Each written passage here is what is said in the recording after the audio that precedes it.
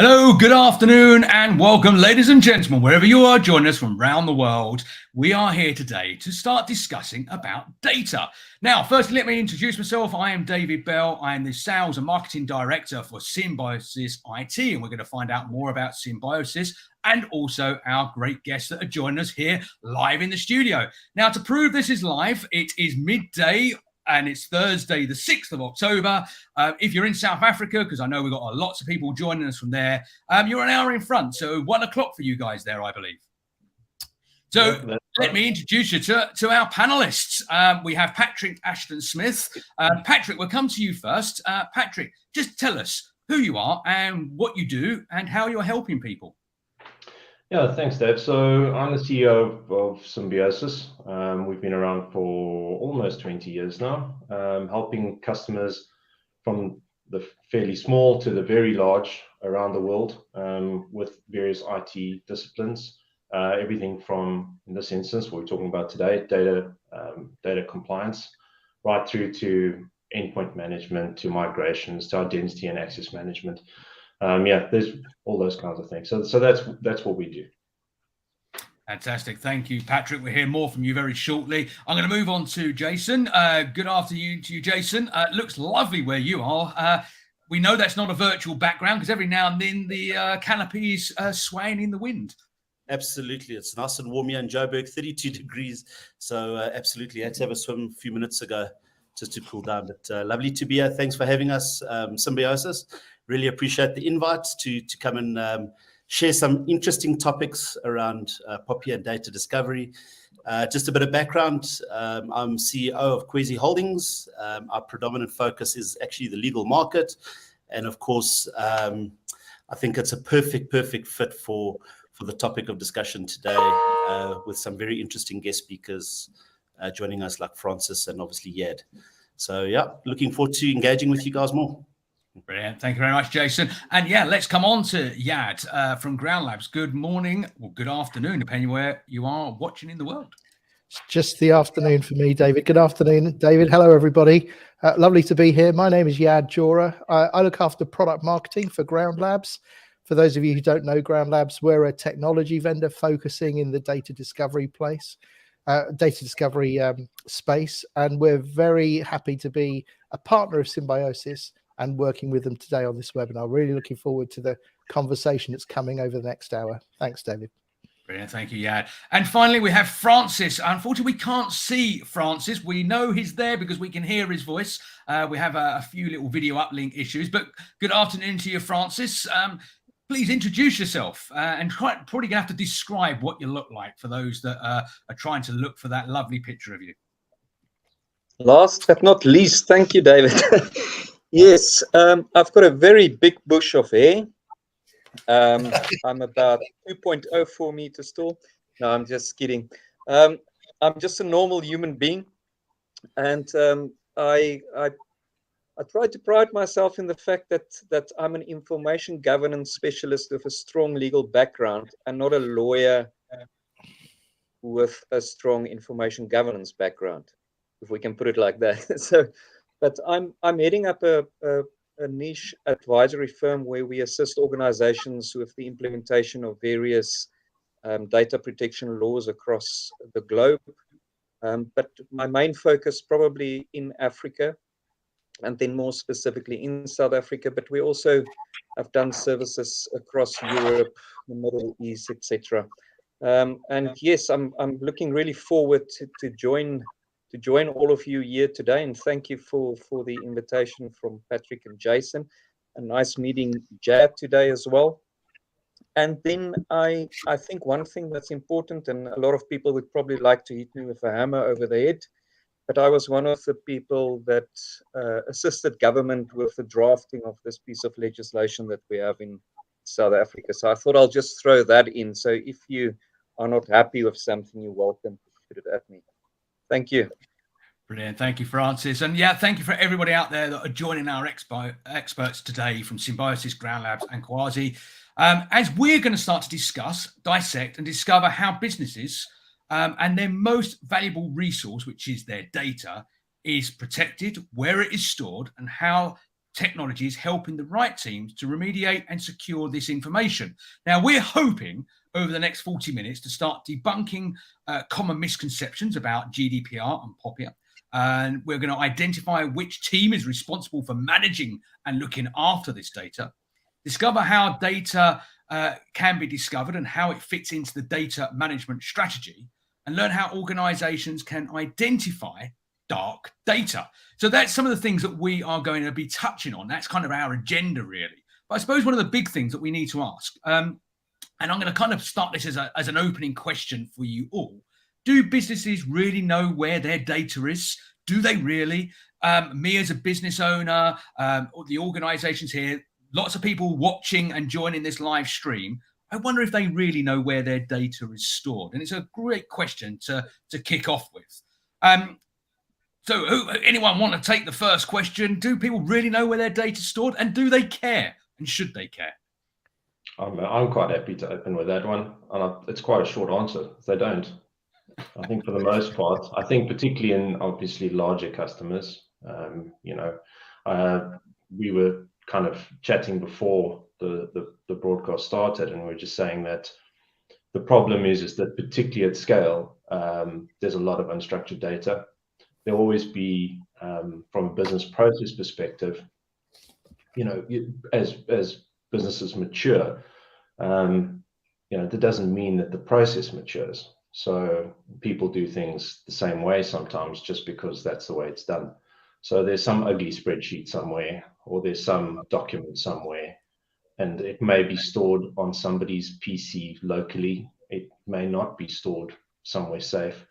And the problem with that is it's not just what that data is, it's value to the business. It's perhaps a core piece of information that's not being backed up, it's not being secured. So yeah, I think that's the short version from my side anyway. It's quite interesting you say that. I mean, we were talking about it, and I know Yad was speaking about structured data versus unstructured data, and it was something that came up at a client of ours the other day, where the client literally showed an invoice that was lying around on the accounts lady's desk, and it had some banking detail. And I showed them how easy it was nowadays that, everyone's got a camera phone, you can take a picture on your phone, and how easy it is to scan that into a PDF, and, all of a sudden you're changing the banking details of that unstructured data, as you were referring to, Jed. And I mean, that is a big risk to business. And where is that information going, and where does it really sit in an organization? And what processes have you got actually to mitigate against those risks? I think it's a really good point. I mean, going back to your question, David, about how many organizations know how much data they have, we've actually asked that question directly of organizations and said, do you know where all your data actually exists? And 70% of organizations own up to the fact that they don't know where all their data exists. And that's not a surprise. I think, Patrick and Jason were just touching on structured and unstructured data. Structured data in your databases, data that's properly managed, you know where it is, you know what it contains, what it should look like, is generally easier to manage. But in the last 10 years, if you look at the amount of data that's actually being generated, unstructured data has overtaken structured data. And that's much harder to manage, because just like Patrick said, somebody will take a copy of some important data, pop it in a spreadsheet, and you might never see it again. And, one of the things I think is really important for organizations is that they're looking for data to provide a single version of the truth. And when you've got lots of copies of data around the place, all saying different things, that doesn't help get to that situation. So a lot of organizations own up to not knowing where all their data is. I think even for the ones that would claim to know everything, if you actually really looked closely, you might find that there's some data in places that there shouldn't be. So certainly a big problem and a growing problem. So we identify this as David, yeah, please go, Francis. I would just like to add to that. Yes. I think what Patrick and Jason and Jad all added here is extremely important, especially when Jad now also made mention of the fact that, unstructured data surpass structured data. I think in the past, as Patrick sort of like opened here with the sense that people don't understand where their data is. In the past, prior to us having any sort of data protection legislation, especially in South Africa, and like the larger African continent per se. I know in Europe, obviously, it's been there since 1995. But a lot of people didn't really care about that unstructured data. Obviously, with the structured data, it was quite easy because these were in various systems. So protecting that wasn't that difficult because you normally had systems built around, or security systems built around or intrinsic to those various systems and databases. But the unstructured data has really now become a problem. And if we look at legislation, like for instance, if you look at the application and the interpretation of South African legislation, it will say that the act applies to the processing of personal information entered into a record. And a lot of people don't understand how wide the definition of that record is. So in the old days, a lot of people would have assumed, yes, a record is probably associated with structured data. And that's why you have the typical records manager. But today, especially under legislation, we can see that the record means any recorded information, like whether that is in writing on any material, and exactly as Jason made reference of the invoice lying there in physical format, information produced or recorded or by any means. And, it can be a map, plan, a graph, or a drawing. All of that now is considered a record. And if that record contains any personal information, then the Act finds application. So suddenly now you've got a policeman, not just from a regulatory perspective, but also with their various enforcement committees that are telling you, listen, your unstructured data is actually extremely important. You need to know where it is, because you won't be able to apply, for instance, in South Africa, Section 19, in terms of the security mechanisms or security safeguards that are built into the Act, if you don't understand where your unstructured data is. So it's very important, and I think it is a good point to raise. Yeah, no, very, very great, and great answers there from all of you. So what we've learned from that quick introduction is that businesses probably don't know where their data really is stored. Now, before I move on to the second question, I'm just going to reach out to everybody that's watching and listening to this on whatever platform you're joining us on, Facebook, LinkedIn, Twitter, maybe on YouTube. If you have a question for our panel of experts here, pop it into the chat. I can't promise we'll get through them all, but I'm sure we can pick one of those two questions out. Even just give us a shout out and a hello and a wave, just like Jeff has done here, saying, afternoon, gents. Good afternoon to you, Jeff. Let us know if you're watching, if you're enjoying, and what questions we can answer. And we will do some Q&A towards the end of this show as well. So let's move on to kind of following on that question. So how are we able, and I'm going to use we being here today, how are we able to help customers understand what data they have, where it is, and how to remediate it? What can we do to give some guidance, some tips, some advice to get people thinking about it now? Well, I think it's going to involve all of us to have a bit of a. I think it really does involve all of us. I think you need to understand. I think the big thing is you need to understand what you have and where it is, and the reason for that is, it actually goes a step back for me, is that I think we've seen it, particularly in the last couple of years, and I've seen it accelerate specifically in the last 6 months. We're seeing more and more businesses being compromised from the outside. Not even inside jobs, really from the outside. And I've been saying to our customers, unfortunately, we have to think a little bit differently. We have to say, it's not if we're compromised, it's when we are compromised. And that's a horrible thought, but it's really, I think, quite important distinction. So that if you've got a problem and somebody does compromise or get in, you've got to make sure that you put a big wall around your most important assets, your most sensitive data. So you need to know what you have, and you need to make sure that you're prepared. So I think that for me is kind of the part that you need to start with, and the mindset you need to start with. From there on in, obviously, tooling from GroundLabs helps, and obviously understanding what you actually have to be doing from a regulatory perspective. That's important. It's quite interesting you say that, Patrick. I mean, from our experience dealing with a couple of clients, and going through that process of trying to map out where their data sits, without having the correct tools, it's impossible. Okay, so what we've seen is we have tested it with clients, where we and from the clients obviously authority obviously giving us authority to do that, and seeing their perception of where and how they collect information and where the data actually sits is quite interesting. And ironically, what we're seeing mostly is that a lot of the stuff is still kept in spreadsheets. In a lot of cases, a lot of instances, it's reported there. But it doesn't always necessarily get documented. And this, I think, in a large organization is a major risk for business, without question. And it talks directly back into cybersecurity and directly into the legislation, whether it's POPIA or GDPR. It will have a big impact on your business if you do not know where that data is and how to do it. I just wanted to pick up a slightly different point. It was interesting that Patrick was talking about, data breaches, and it's not a matter of if, it's a matter of when. I think when it comes to understanding the breadth of the issue that you have and how much data that you have out there, obviously there are data discovery technologies out there that can help. But what we find often is that the catalyst to use them is having the data breach itself.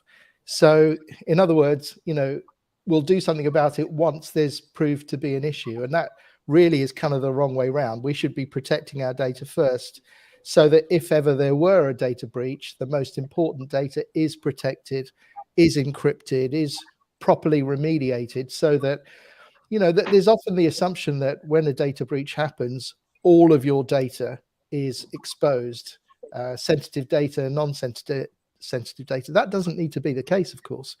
If your data is breached, you've got to make sure that the sensitive data, the particular data that you want to put a wall around, is properly protected, so that there is no risk of exposure. You need to mitigate those risks. And, it shouldn't need a data breach to be the catalyst to do something about this. We should be looking to be much more proactive to be able to do this before it becomes a problem. Absolutely. Yeah, and if I can maybe just add to that, I think this term that Patrick and Yad utilized, it's not like a question of if, but when. I think the individual that to a large extent was Jamie Dimon from JP Morgan Chase, when they were a massive breach in 2014. Francis, we're having trouble hearing you. Actually, you're going very faint. Don't know if it's your audio, your end. You might have to try and get closer to the microphone or speaking up. That's better. Yes. Okay. Now, I don't know where you lost me, but I said, like this coin of not a matter of if, but when. In 2014, JP Morgan's Jamie Dimon, the CEO, if I'm not mistaken, he utilized that term specifically. And subsequent to that said, the threat of cybersecurity may very well be the biggest threat to the US financial system at that stage. And it is exactly that. It's not a question of if, but a question of when. It's almost like cybersecurity is almost the new arms race, if you could call it like that. You always have to stay abreast of new things happening. And what we have seen also, if we normally go and we look at the various graphs and statistics, any company that's been subject to a cybersecurity breach, normally, and I'm talking here mostly about listed companies, but most of them normally have lost about 4 to 5% in their share values. And funny enough, when JP Morgan at that stage lost, I think it was about 100,000 plus highly net worth individuals' personal information, the shares didn't go down that much. And one of the reasons was because they had a very good incident management plan. In other words, compared to a cyber incident response team picking up and going left, and they had the subsequent insurance in place for the individuals. And once again, as Yad also mentioned, a lot of these things come to the fore only once you have a data breach. Then suddenly people want to start doing their data discovery, which in a lot of instances is the wrong approach, because it's a response instead of like actually taking action right up front, so that you understand where your data is, that you don't have to go and look subsequent to a breach what happened to the data, where it might be. And adding to what Jason said, like with some of the compliance software that we utilize and that Jason is also utilizing, the data mapping in that becomes extremely important so that you can understand any processor that process personal information on your behalf. If they subject to a data breach, then it is actually quite easy to understand that you might have been subject to a breach as well, because some of your information might be residing with them. But yeah, that's just my 2 cents on that. Yeah, no, brilliant. No, really, really interesting. I think the other thing, though, and got panelists, I think the other big problem is that you have a situation where IT is actually the custodians of the data, not the owners of the data. The business owns the data. 100%. The business understands what data 100%. exists. And the problem is you've got guys that are trying to do their best, but don't understand what it really is, and how would they? I've seen that as well, Patrick, with POPIA and the POPIA implementation of POPIA. We see it all the time. People just lump everything onto IT, which is not correct. It's not effective, right? It's only going to be partially effective. And the problem with these kinds of things is it can't be partially effective. It has to be as close to wholly effective as possible, because the bigger the gap, the easier it is for people to either abuse or compromise. And I mean, we've seen that. I mean, just this year, I mean, we've had a couple of large customers be compromised, and they've had data not necessarily stolen, thankfully, but ransomed, right? So, at that point, all bets are off. You don't know how bad it is necessarily. You don't know. I mean, trying to work out how long these guys have been in your net, on your network. What if they actually, managed to? Well, with the ransomware, it's easy. The stuff's all encrypted. But that's reality of what's happening. So you need the right people making the right calls. I mean, that's one of the things that drew us to GroundLabs, was being able to, and we can touch on that later. But I mean, one of the best things is that you can actually outsource within the business to the right people. Guys, we found all this data. What must we do with it?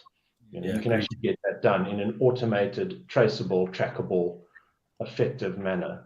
And I mean, that really helps close the loop between IT and business, and actually getting the right result. I think that's going to be even more important in future, because I think the role of IT and the security teams is going to become much more important as they take on the governance and the policies and responsibility for the tools and technologies used, rather than having to protect the data themselves. There's no way, as the volumes of data grow, that one small team in the business can be responsible for it all. What has to happen is the responsibility is going to be delegated down to the various different business heads in just the way that Patrick was saying. And the IT and security team are going to give them the tools and the policies and the overall governance framework in which to manage that data. So responsibility for data and data security is going to change. A lot of organizations are already training their people on the importance of data security, privacy, how not to respond to phishing emails, all those good things. But that's only going to accelerate as this delegation of responsibility happens over the next few years. So just out of interest, I was going to try and move the conversation on, because we've got quite a lot of questions to get through here. Firstly, Ryan's popped into the chat. Great insights here already. Thank you. So if you want to add to the conversation, don't forget, pop it in the chat. Ask your questions, and we will hopefully get round to answering those as well. But keeping on the subject line, so who is responsible for managing this data then? Because we're saying that, who ultimately is in charge of the data that is owned by that company or organization? I think it's to start with. Can I maybe take that one? I think that's a good one. Go on. Yeah, you're the lawyer in this.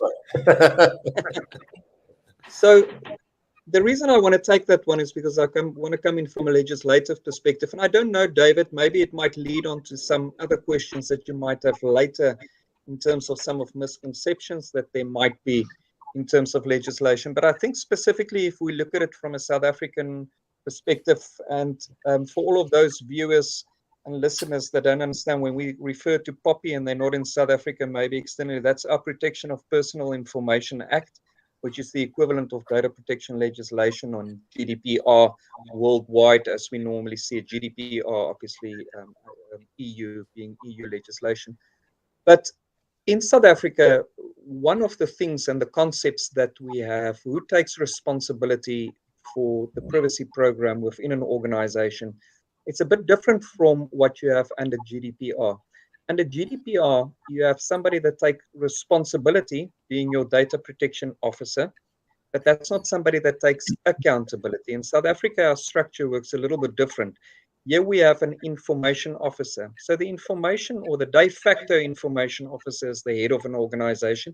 If we now speak about private companies, of course, and if I speak from a South African context of private companies, I mean companies that are not affiliated with government, not necessarily public entities and private entities. So private companies, meaning not being affiliated, they appoint an information officer, and the de facto individual is the head of an organization. But that information officer, or being CEO or MD, then has the right to delegate that authority to another individual within the organization. So from a South African perspective, when we talk about the first condition, accountability, it's driven into the appointment of the person taking accountability as well. But then the individual that takes responsibility, and it's exactly as Yad and Patrick said earlier on, especially when we talk about information governance concepts such as information owners, information custodians, data stewards, etc., etc. It's very important to understand that your information officer, as delegated by legislation, takes accountability, but he has to delegate that to various individuals, then having what we refer to in legislation as deputy information officers. But if we look at it from an information governance perspective, those deputy information officers are actually your information owners. So if I'm the head of HR data, I'm the owner of that. But in terms of our South African legislation, I can also be a deputy information officer. So I've got legislative accountability, but I also got like information governance ownership. And then obviously, as we said earlier, and Patrick referred to it quite nicely, IT then becomes the custodian. In other words, they're the people managing the pipes, but I'm the water manager within the organization. In other words, I'm responsible for the content of my water if I'm an information owner and we equate water to data. And that is very important. And we've seen through implementation, if you don't get that information governance structure correct within an organization, your problem is going to reside with the project management office for life. And that project manager is going to be referred to as the POPIA uncle or the POPIA auntie for life. You will never have implementation because they look at it as a project. And it's not a project, it's a program. And within your privacy program, you can have various little projects. But your privacy office needs to become the sort of like sponsor for the project, being it then an individual that might be the chief risk officer or the chief compliance officer or even the chief information officer within that organization. But you need to have this structure that takes day-to-day responsibility of managing it, but the accountability and additional responsibilities are going to be per business unit. And that's a very, very, very important thing. And I'm glad you raised this question, because if organizations don't, and I'm talking, of course, here large organizations, the smaller organizations don't have these problems, but the larger organizations sometimes miss the point completely, and they don't understand how to assign accountability, as Gerd said. And nowadays, obviously, IT becomes part of your strategic decision making because they have to be in communicate with your privacy office and with your chief information security office, etc., etc. But obviously, this is a topic that can carry on forever, and I'm going to allow you now, David, to ask. Brilliant. No, thank you for that. And that was spoken like a true legal representative, wrapping it all up and giving us all the, all the nuts and bolts. And it's a really important topic, but just taking it one step further, keeping still very on par with what we're talking about, is it necessary to track personal data? And I'm going to come to Jason for that. Is it necessary we track our personal data within an organization?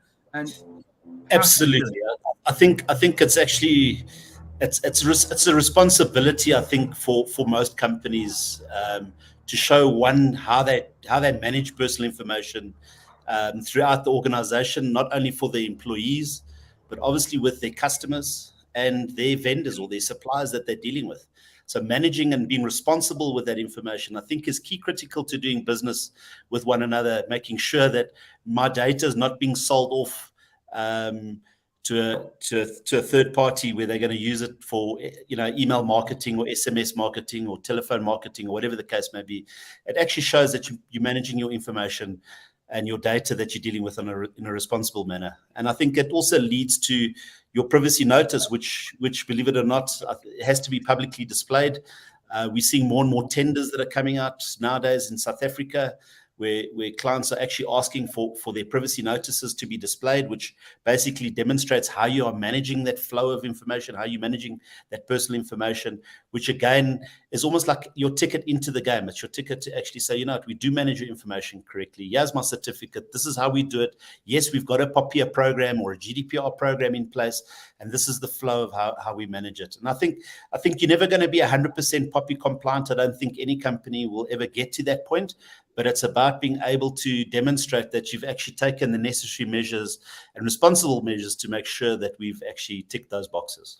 And I assume it's not just about ticking the boxes. It is about seriously protecting that data, protecting you as a company, that if that data does get into the wrong hands, you have, and well, firstly, we don't want it to get in the wrong hands. So putting in the right solutions from the outset is ultra important. But if it does get into the wrong hands, you have in place the right protocols to call upon and put into place immediately at that first point, because 100%. As consumers, even if it's a B2B market, but a consumer market as well, we're all concerned about our data and how that's utilized, where it ends up, where we end up on marketing lists, email marketing, whether that information is going to be used for something bigger and beyond just marketing, i.e. fraudulent transactions and stuff like that as well. So in a nutshell, we need to make sure it is protected on behalf of our customers. 100%.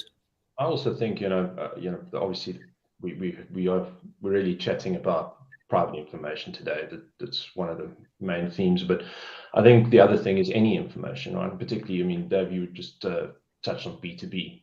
We have situations where customers are working with different companies, be that transferring sensitive pricing information, might be research data, product-specific data that's being developed.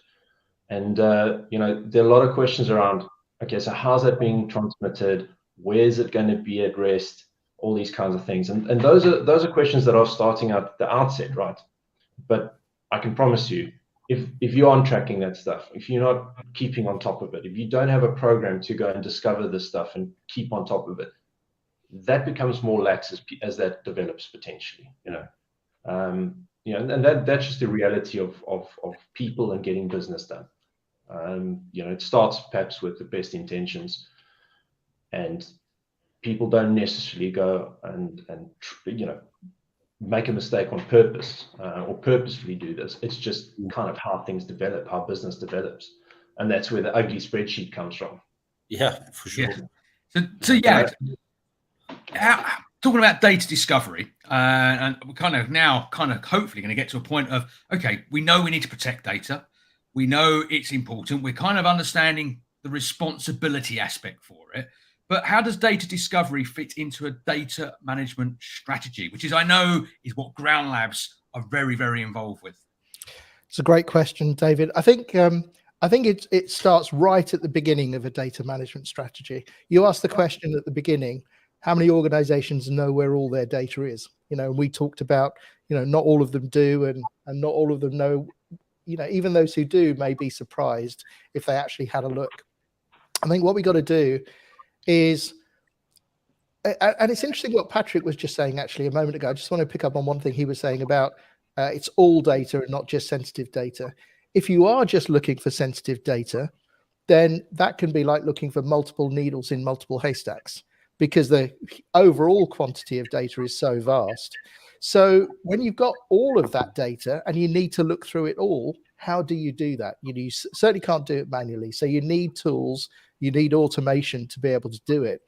But it's not enough just to look at a few sample systems and see if that's where your data is.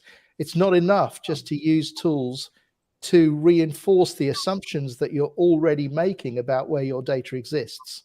What we need to be doing is challenging those assumptions and go looking everywhere for the data. The problem for many organizations when it comes to using data discovery tools and looking everywhere is that that just takes too long. And it's going to take weeks and weeks and weeks, and it's going to slow systems down, and we're going to have to move data and copy data. That's where not all data discovery solutions are the same. And certainly the technology we have is designed to do that very, very quickly and very, very efficiently, minimize the number of false positives that you find, so you really do find the data and where it is. But going back to your question, the first element of protecting data is knowing what you have and where it is. And data discovery is a fundamental part of being able to do that. Absolutely. Yeah, David, you know what you had said there is truly important as well. And I think what Patrick also said, like sometimes if you, for instance, look at the Target hack in 2013, how did the hackers find their way in? Not like through the database that contained all the personal information. They utilized the vendor list, and they went into the guys that were servicing the aircon. They went into them, and that's how they found their way into Target. So I think irrespective of the types of data, we must remember that if any data is exposed and we're not aware of where the data is and how our systems work and the processes and the sort of exact data mapping, you might always have a weak spot. And I think Patrick was also alluding to that. So any place within your infrastructure, whether we're dealing with the sensitive data or normal business data, any one of those areas could be a sort of a weak patch to gain access to other valuable information. So not just the fact that all the information must be treated as important, but also that those information that you don't treat as important might be an avenue in for hackers into your core system. Francis is right when he talks about policies and programs to be able to do this.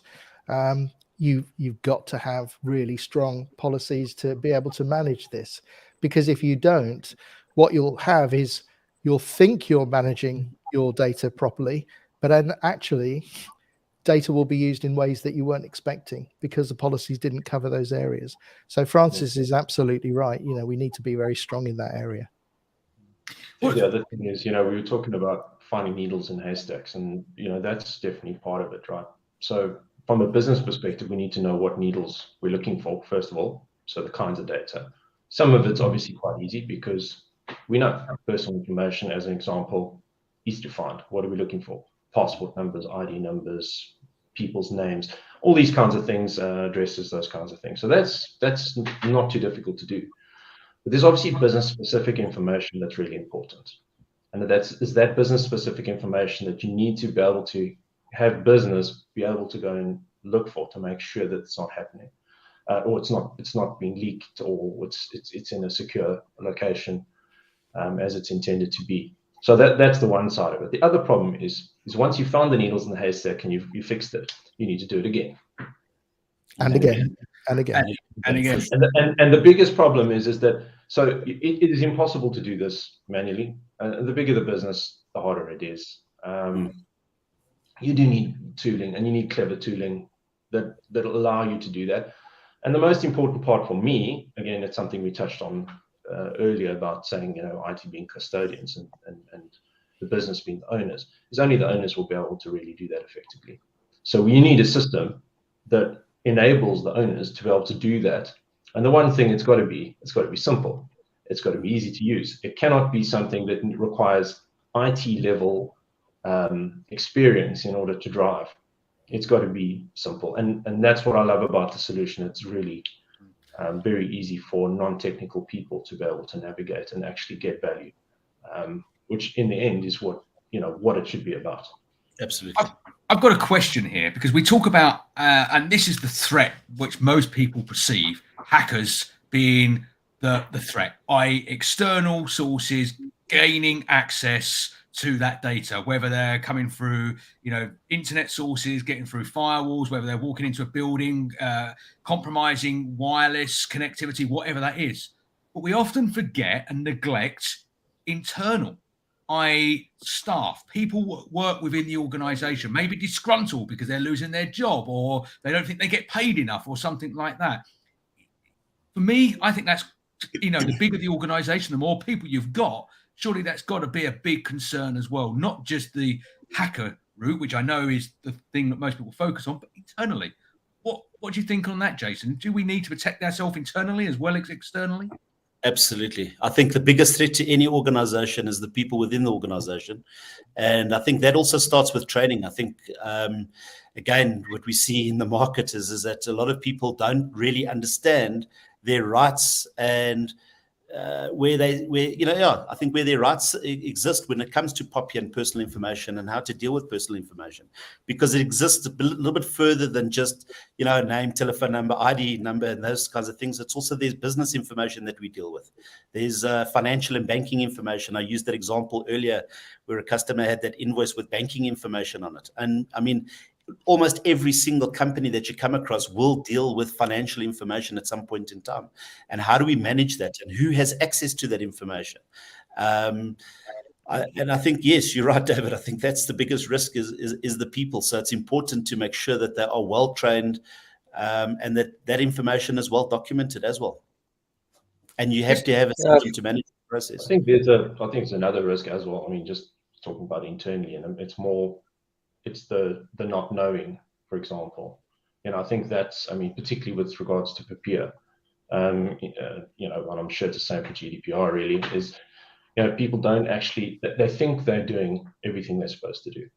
But are you?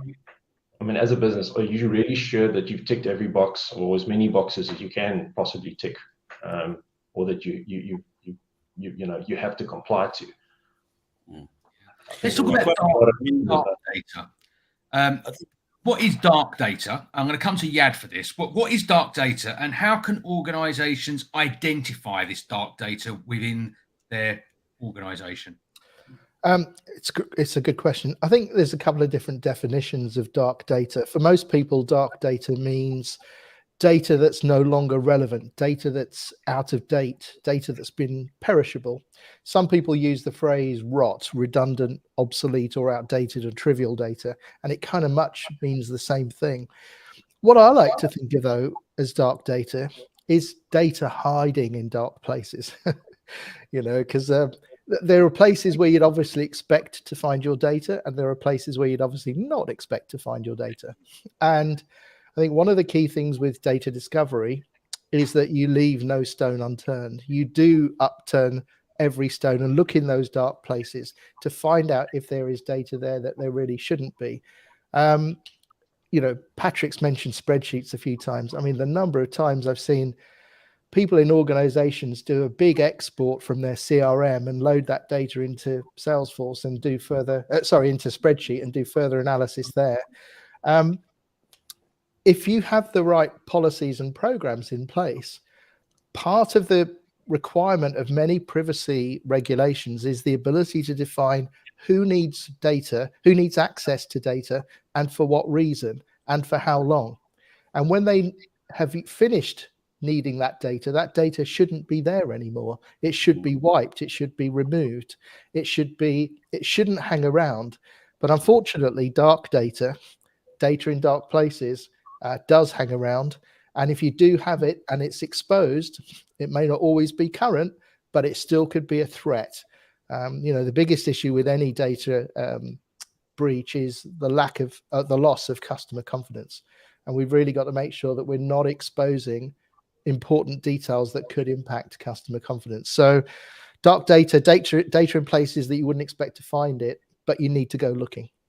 Really interesting. I've got a final question for us all. We are coming to a point where we all have to start thinking about wrapping things up very shortly, but a question for you all to kind of add some value in here.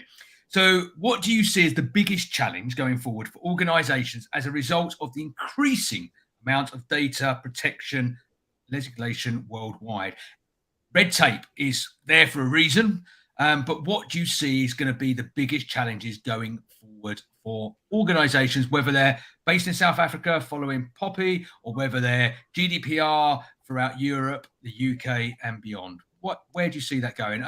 We don't have to go in any particular order, but Jason's smiling at me and I can see you're willing to take that first question, Jason.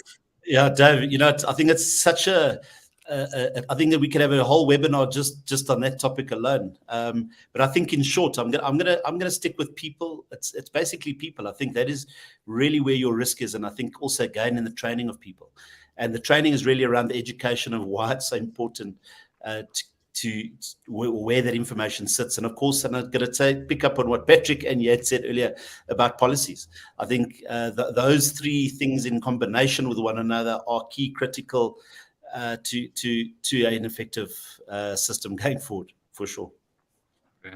Patrick? Yeah, David, interesting. Sorry, you were, Patrick, go ahead. Yeah, thanks. I think for me, it's quite simple. I think there are a lot of stats out there. Basically, if a business has been compromised or hacked, it's an extraordinary number don't come back from that. So the risk to the business is the business actually surviving. And for me, that means my key takeaway and the most important thing is secure what you have. Make sure that you know what you have, where it is, that it is secure, and that if it is compromised for whatever reason, you have a disaster recovery strategy that works. Yeah, absolutely. Francis, and then we'll come to Yad finally. So, Francis. Yeah, I think your question specifically how data protection legislation in terms of red tape is affecting the world, and it's interesting. I think today an article came out how the UK now post Brexit and with the new government, and I think there's a digital minister said that they want to remove the red tape.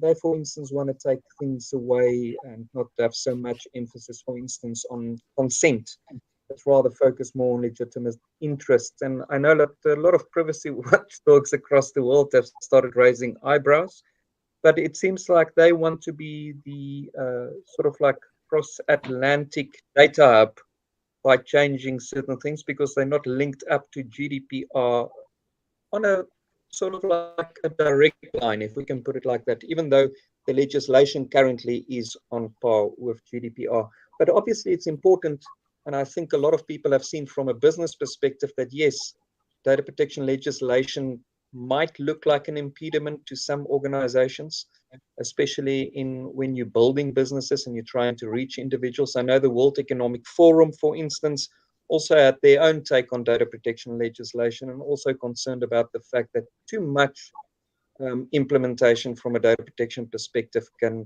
ruin the economy, especially now that we're busy with digital transformation and the Internet of Things, etc., etc. But be as it may, the old cliche saying is that, you can have security without privacy, but you can definitely not have privacy without security. And I think it's a very, very, very important thing. And so as much as people and organizations want to steer away from it, I think at the end of the day, it is the consumer's interest that will be and should be driven home, and that is protect my data at all costs. And if we look at legislation, obviously some of the things that are normally built in is said you must take appropriate, reasonable technical and organizational measures. So it's not completely to the extent that you have to build a house with 60 stones and a width of, let's say, 5 meters to protect certain information. But within your specific business, you have to do anything that is appropriate. And it's a very important term, and it's a legislative term across the world in all data protection legislation. Reasonable technical and organizational measures. So I think I'll leave it there. And I think data discovery is probably one of those reasonable and appropriate technical and organizational measures that you have to utilize in order to prevent loss of damage or an unlawful access to personal information. And to Patrick's point, any business data as well. Yeah, absolutely. Thank you for that, Francis. Yad. Yes. Just before I answer your question, David, actually, I just want to pick up on one of the things Francis just said about the UK and its move to pull away from regulation. I think, interestingly, this isn't obviously a UK-only issue. This applies to organizations in every country. One of the misnomers sometimes about privacy laws is it's not just about the privacy law that applies to you in the country in which you're based. It's the privacy law that applies in the country in which you're transacting business. So if you're doing business cross-border, It's not just about the laws that apply to you in your country, but the laws that apply in the other country. And so that's going to be important for the UK when it's conducting business in Europe and in the US and around the rest of the world. And so it is for every other country and every other business around the world. If you're transacting across borders, you need to be aware of those privacy laws. But getting back to your question, David, I think the thing I'd probably say is that the one thing I'd like to see change is just this become ingrained in business day-to-day and business as usual. You know, we talk a lot about security projects and maybe a data discovery project, and we'll go ahead and initiate a project and do a scan and look for this data and therefore go and protect it. But it's not a one-off. Patrick talked earlier on about scanning again and again and again. I would take it even further and say this needs to become part of business as usual. And once you do that, then you've got much more confidence that actually you've got the policies and procedures and processes in place to make sure that data truly is protected in the way it needs to be. Yeah, no, couldn't agree more with all of your comments, all very valid and very important for our listeners and viewers to understand. Now, I say we are, well, running out of time drastically now, but what I want to do is just find out from each of you how people can get in touch with you. So, Jan, I'm going to kind of go a bit in reverse order here. If people want to find out more about what GroundLabs does, what's the best way to get in touch? I assume via your website. Yes, that's the easiest way. www.groundlabs.com. Thank you, David. It's right there on the screen. And if you want to get in touch with me personally, it's yad.jora@groundlabs.com. I'd be happy to speak to anybody after this webinar. Thank you. Brilliant. Thank you. Jason, best way to reach out to you? Yep. I would say www.khwezi.co.za. There on the screen, and email address is just jason@khwezi.co.za. So look forward to hearing from you all. Brilliant. Francis? Well, the same. Thanks again, David. That's your fourth thank you now, I think, in a very short period. But yes, you can send me info@franciscronier.com, and I'm very happy to answer some of your questions. Fantastic. And then finally, Pat, obviously this is a Symbiosys. Well, I don't like to call them webinars because these are more like chat shows where we're adding lots of value, talking about lots of great stuff. But Symbiosys obviously is the glue here. It brings together these great experts in the room. So if people want to find out more about Symbiosys, obviously the website, which is symbiosys.it.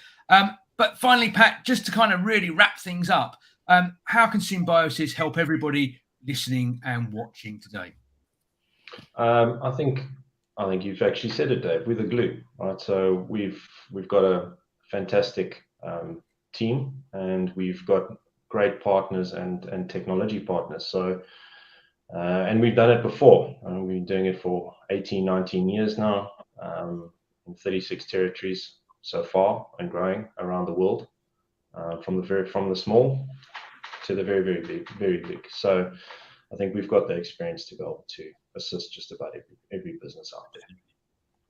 Yeah, no, brilliant. So we have finally reached our time here today. We've discussed, we've deliberated, we've debated, and hopefully for you watching wherever you are from around the world, we have debunked some of those common misconceptions about GDPR and POPIA. We've hopefully identified who is responsible for looking after and managing that data within your organization. We've looked at how you can discover data discovery tools and utilize management systems and strategies to do that. And what is dark data? We all learn something new. Every day's a school day, and how organizations can identify this. There you go. It's been great having you here as our experts in the studio.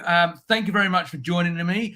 Jason, you can go and enjoy your swimming pool and have a swim. Thank you very much, guys. I wish you all a good day. Thank you for joining us, and we'll be back again very soon for another chat and conversation with more great guests. For now, bye-bye, and thank you very much.